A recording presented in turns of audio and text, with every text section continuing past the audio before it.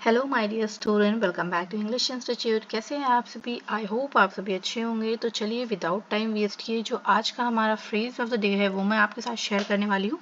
तो वीडियो को पूरा एंड तक देखिएगा और मैं इसके हर यूजेस आपको बताने वाली हूँ कि आप इसे किस तरीके से अपनी कन्वर्सेशन में यूज़ कर सकते हैं। तो जो आज का हमारा फ्रेज है वो है हैव अ हार्ड टाइम। अब ये हैव अ हार्ड टाइम हम कब यूज़ करते हैं, कैसे यूज़ करते हैं, ये मैं आपको इस वीडियो में दिखाऊंगी। बट पहले इसकी मीनिंग को समझ लेते हैं। So have a hard time का मतलब होता है कि कठिन समय से गुजरना या किसी चीज़ में कठिनाई होना। कोई काम आप कर रहे हो उसमें आपको डिफ़िकल्टीज हो रही है तो आप कहेंगे कि I am having a hard time. Okay, तो इसका मतलब है कि टू स्ट्रगल विथ समथिंग और to find it difficult to deal with a situation. वो कुछ भी हो सकती है, इमोशनली, मेंटली और फिजिकली। तीनों ही सेंस में आप इसे यूज़ कर सकते हैं। ओके, तो जब किसी चीज़ को करना मुश्किल हो या ज़िंदगी में किसी मुश्किल से आप जूझ रहे हो, चाहे वो दिमागी हो, इमोशनली हो या फिर शारीरिक रूप से हो, तो आप ये phrase have a hard time use कर सकते हैं। तो चलिए सबसे पहले इसे हम प्रेजेंट सिंपल में कैसे यूज़ करेंगे ये मैं बताती हूँ। ओके, तो जब हम प्रेजेंट सिंपल में यूज़ करेंगे तो हम हैव अ हार्ड टाइम या has a hard time use करेंगे एज पर द सब्जेक्ट।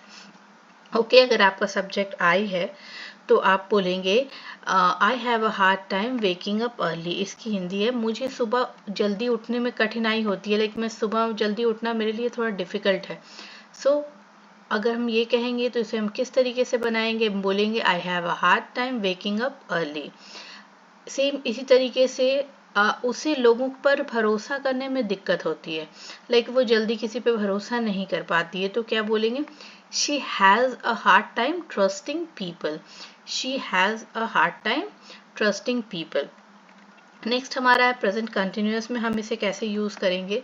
तो इसे बस is am are having a hard time use करेंगे। एज पर द सब्जेक्ट आप इज एम आर यूज़ करेंगे।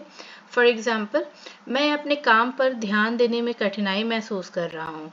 आई am having a hard time focusing on my work. Okay, वे नए शहर में ढलने में परेशानी का सामना कर रहे हैं, लाइक उनको डिफिकल्टी हो रही है। Okay, so they are having a hard time adjusting in new city. Next है हमारा कि हम इसे सिंपल पास्ट में कैसे यूज करेंगे। तो सिंपल पास्ट में हैड हैव की जगह हम हैड लगाएंगे, had a hard time. Okay, for example, नौकरी खोने के बाद उसे बहुत मुश्किलों का सामना करना पड़ा। He had a hard time he had a hard time after losing his job. He had a hard time after losing his job. हमें सही जगह ढूंढने में परेशानी हुई। ओके, सो बोलेंगे हम we had a hard time finding the right location. We had a hard time finding the right location. Future में हम इसे कैसे यूज करेंगे? फ्यूचर में जब हम इसे यूज करेंगे तो will have a hard time बनाएंगे। ओके, फॉर एग्जाम्पल, अगर तुम तैयारी नहीं करोगे तो तुम्हें कठिनाइयाँ होगी। Okay, so you will have a hard time if you don't prepare. You will have a hard time if you don't prepare. Okay, उसे नौकरी और परिवार दोनों को संभालने में परेशानी होगी।